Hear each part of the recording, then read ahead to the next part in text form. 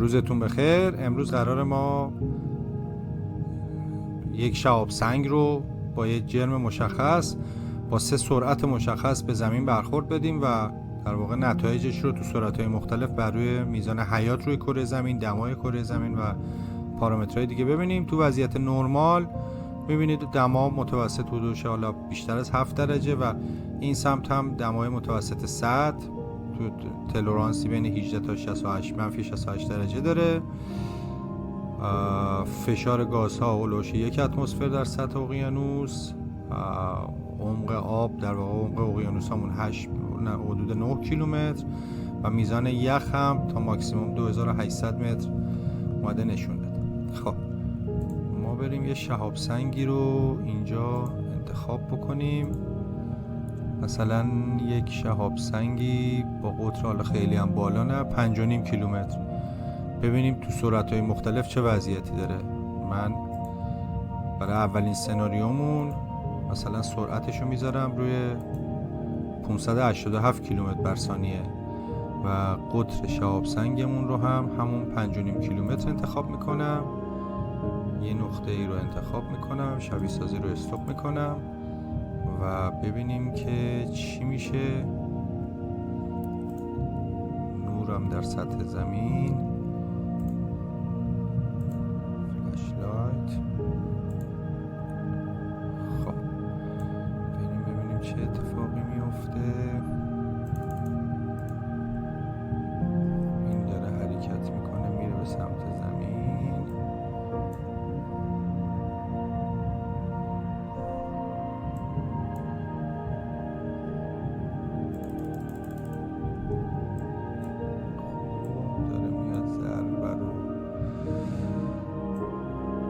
دقیق هم تو این شبیه ساز نمیشه نقطه برخورد مشخص کرد، حتی بعضی وقتا باید دستی محوراشو تنظیم کرد، مستقیما برخورد نمیکنه. حالا یه جورایی باگ شاید، ولی این الان داره برخورد میکنه.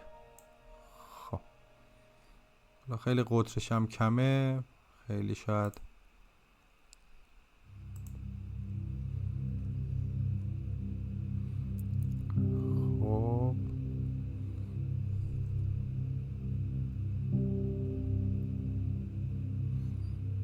برخورد انجام شد. یه مقدار دمای متوسط رفت بالا. ما ببینیم چه تخریب دیگه ای تو سرعت‌های بالاتر داره.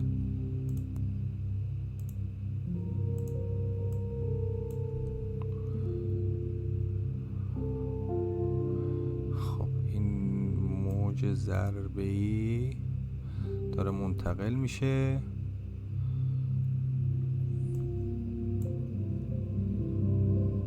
دمای متوسط.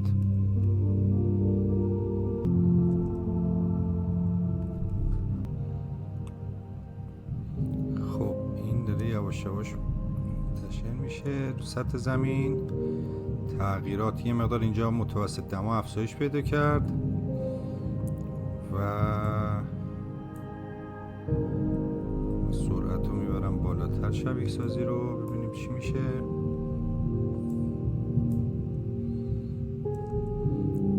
این برم اینجا میبینید تو این مپه، تو این افزایش در واقع دمای سطح، اینجا ما یه نقطه داریم تقریبا همون جایی هم هست که در واقع شهاب سنگی که باعث انقراض دایناسورها شده بود برخورد کرد و تو خلیج مکزیک همون اطراف و اینجا روی مپ داریم میبینیم اینو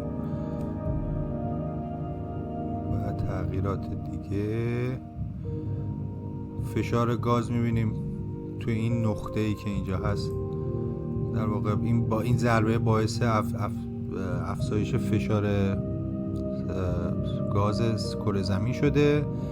خب شرایطو برای زندگی خیلی وخیم میکنه و فشار گاز تو حالت نرمال حدود 1 اتمسفر در سطح اقیانوسه و میزان اینا در واقع اون آب‌هایی هستن که بر اثر اون ضربه رو سطح کره زمین منتقل شدن، امواجی که ایجاد شده، سونامیایی که ایجاد شده. می‌بینیم تا 21 کیلومتر در واقع اون ارتفاع یا عمق آب افزایش پیدا کرده و روی یخ‌ها تاثیر زیادی نذاشته. یه مقدار من سریعتر اینو ببینیم آیا به همین حد میمونه یا باعث تغییرات دیگه‌ای هم میشه.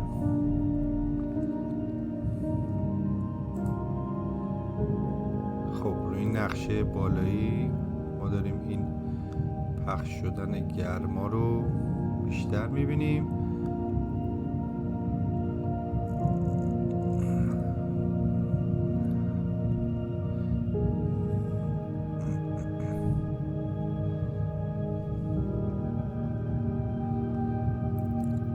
در واقع اتفاقی هم که اون موقع افتاده بود 66 میلیون سال قبل بر اثر اون شهاب سنگ در واقع یه ابرهای زیادی از گاز و غبارهایی که بر اثر ضربه رو زمین به وجود اومده بودن ایجاد شده و این ابرها باعث مانع رسیدن نور خورشید به سطح زمین شده بودن و عصر یخبندان رو ایجاد کرده بودن. اینجا هم حالا ما تا حدی این رو داریم میبینیم که دمای متوسط زمین به منفی 21 درجه رسید و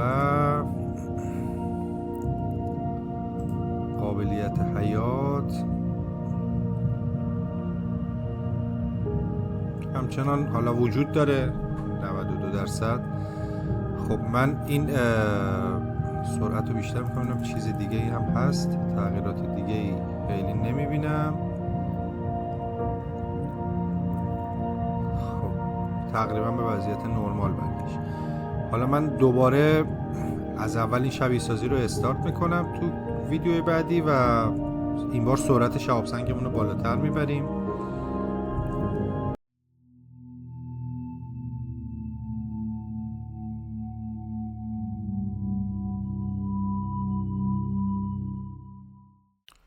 خب من مجددا شبیه ساز رو لود کردم که به وضعیت نرمال کره زمین برسیم و این بار شهاب سنگ رو با سرعت بالاتری بزنیم.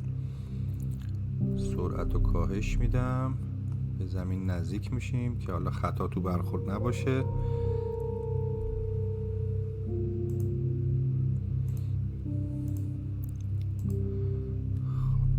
سرعت پایین.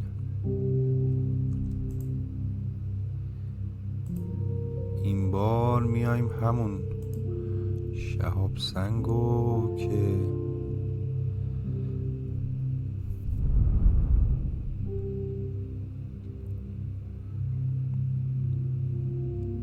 همین بود دیگه، 1 پی حاله 5.5 کیلومتر. سرعت رو به صورت دستی من مثلا به اندازه 0.2 سرعت نور میکنم از اون قبلیه. حالا فکر میکنم 100 برابر 200 برابر نمیدونم یه همچین عددی نسبت به اون داره. این سرعت برخوردی که با زمین داره احتمالاً خب تخریبش خیلی باید بالاتر باشه، انرژی جنبشی خیلی بالاتری داره. جرم همونه و همین. بریم ببینیم. خب ما خیلی باید شبیه سازی رو کند کنیم که بتونیم ببینیم چه اتفاقی میفته.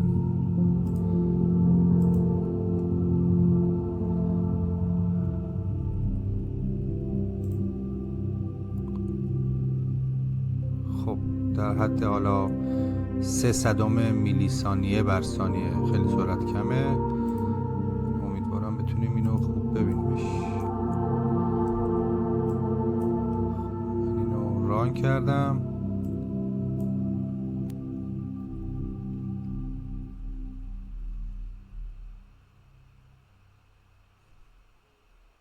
آها اینجا داریمش،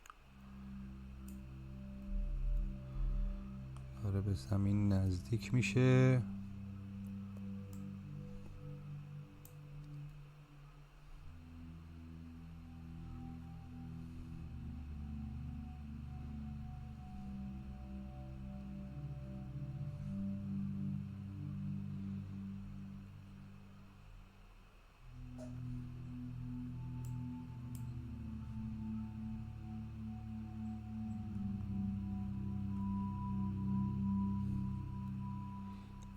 الان سرعت شبیه سازیمون 5 میلی ثانیه بر ثانیه هست. آها، برای اینکه بتونیم اینو ببینیم. خب ضربه زده شد، احتمالا خیلی قدرت تخریبش باید بالاتر از قبلی باشه چون سرعتش خب خیلی بیشتر بود. دمای سطح زمین میبینید داره به شدت میره بالا با یه سرعت خیلی زیادی داره میره بالا. یعنی ما شبیه سازیمون در حد 2 میلی ثانیه بر ثانیه هست و خیلی سریع داره این اتفاق میفته.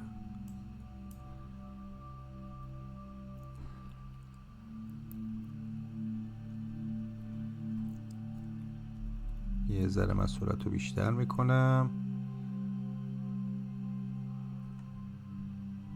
در حد 11 میلی ثانیه بر ثانیه هستیم و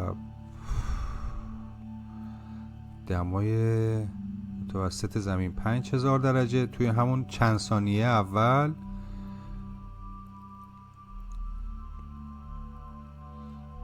بخوایم یه مقدار ریل تر باشه الان 1 ثانیه بر ثانیه هست، یعنی الان تقریبا با سرعت عادی یکیه. یه ذره باز من بیشتر میکنم سرعت رو ببینیم چه اتفاقی میفته. آیا زمین پابرجا میمونه یا خیر؟ داره جرم از دست میده. ببین اینا فرگمنت هایی که از زمین فکر کنم داره جدا میشه یا از همون شهاب سنگ، ولی احتمال قوی وجود داره که زمین یه مقدار جرمش رو از دست بده. من یه ذره سرعت رو باز بیشتر میکنم و ببینیم چی شد. همینجا وضعیت حیات رو برام ببینم.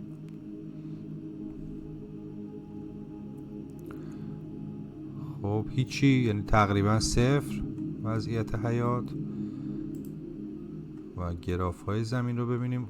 خب اینجا یه چاله خیلی گنده ایجاد شده و رنج دمایی رو میبینید. این چالمون، این رنج دماییمون میبینید بین منفی 101 درجه تا 8000 درجه. خب هیچی. و ارتفاعات نصف زمین عملا از بین رفته اینجوری ارتفاعاتش. فشار گاز بین 6 تا 300 اتمسفر، خیلی بالا. اقیانوس های ما تا ارتفاع 13 کیلومتر اومدن بالا و یخمون هم کاهش پیدا کرده به خاطر این افزایش دما. احتمالاً تازه اول کار این، یعنی خیلی بیشتر از این احتمالاً از بین بره چون به شدت دما داره افزایش پیدا میکنه. من یه ذره سرعت شبیه سازی رو باز بیشتر میکنم.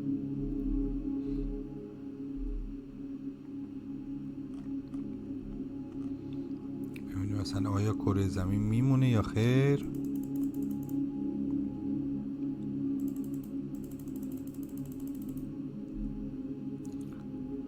خب نه دیگه، اوضاع خرابه. 3200 درجه، سرعت بیشتر.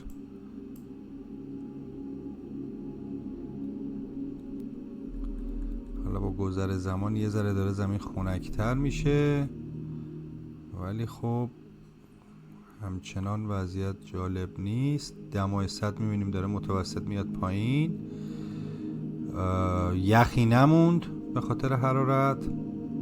ارتفاع آباد تا 13-14 کیلومتر رفتن بالا، ولی خب زمین موند، یعنی خود زمین جرمی از دست نداد. و حالا به مرور زمان احتمال داره این دمایه میبینیم اینجا داره میاد پایین تر و پایین تر و وضعیت نرمالش برگرده. خب این بارم زمین نجات پیدا کرد. خب من دوباره شبیه ساز رو لود میکنم از اول با یه زمین تر و تمیز و این بار بازم سرعت ضربه شهاب سنگمون رو بیشتر میکنیم.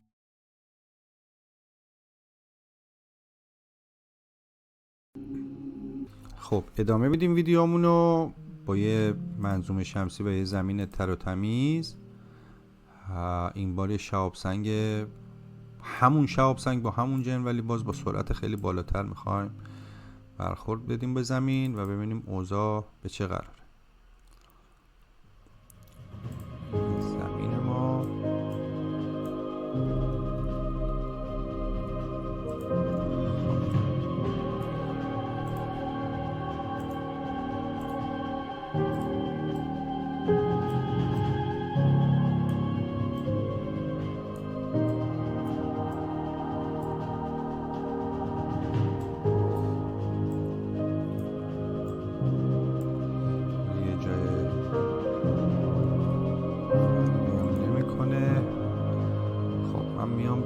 سراغ شهاب سنگ و این بار سرعت رو خیلی بیشتر از اون قبلی ها قرار میدم،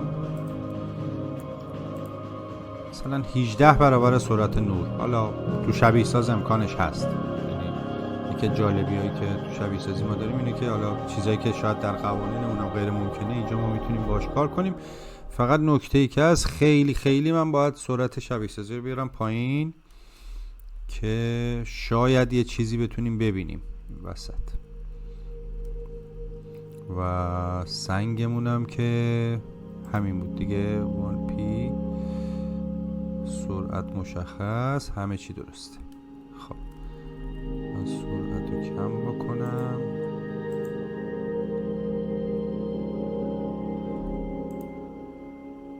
یک میلی ثانیه بر ثانیه. حالا نمیدونم بازم کمتر از اینم میشه یا نه.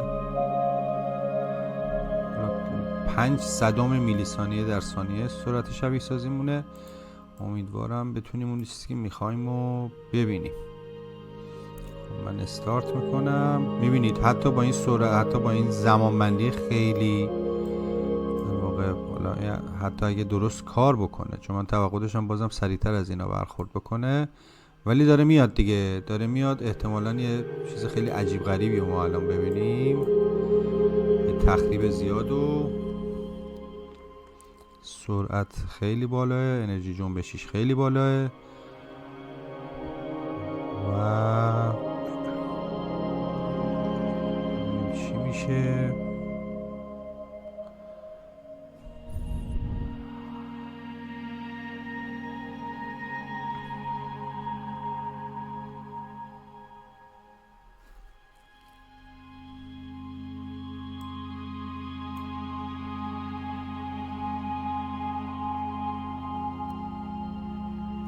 صدم میلی ثانیه و خیلی سریع داره تخریب میکنه. احتمال بسیار زیاد همین الان اول کار در حد زیر میلی ثانیه. میبینید جرم زمین یه مقدار کاهش پیدا کرد، دما داره به سرعت میره بالا.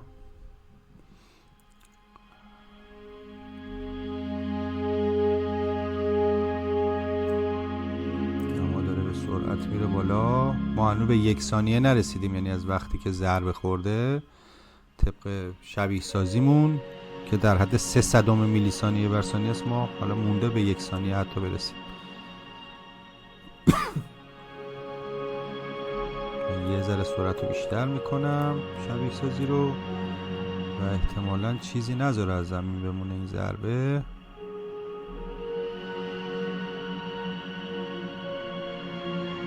باز زمین جرم از دست داد.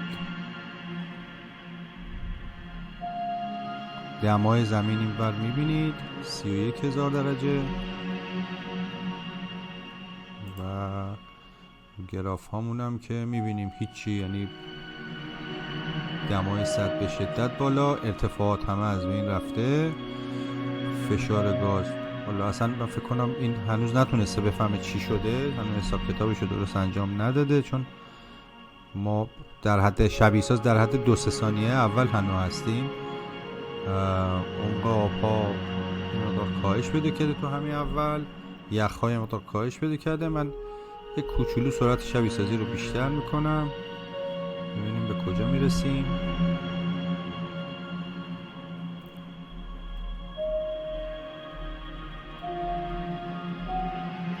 خب اینجا یخ‌ها که از بین رفتن، ارتفاع آب تا 60 کیلومتر داره میره بالا. نقطه‌ای که ضربه خورده میبینید فشار گازمون تا 550 اتمسفر هم رفت بالا. ارتفاعات که تو شبیه ساز حالا حداقل از بین رفتن. تو این نقطه میبینیم دمای 100 تا 86,000 درجه رفته بالا و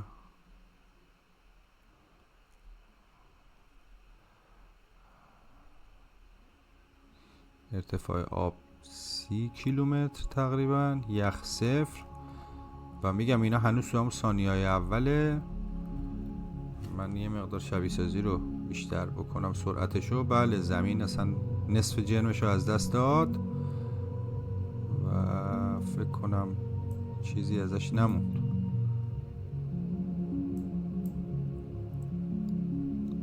بله چیزی از زمین نموند و تمام. نه اصلا لیست سیارات موجودمون هم فعلا خارج شد. خب ممنون که ویدیو رو دیدید. خسته نباشید. تا ویدیو بعدی، خدا نگهدار.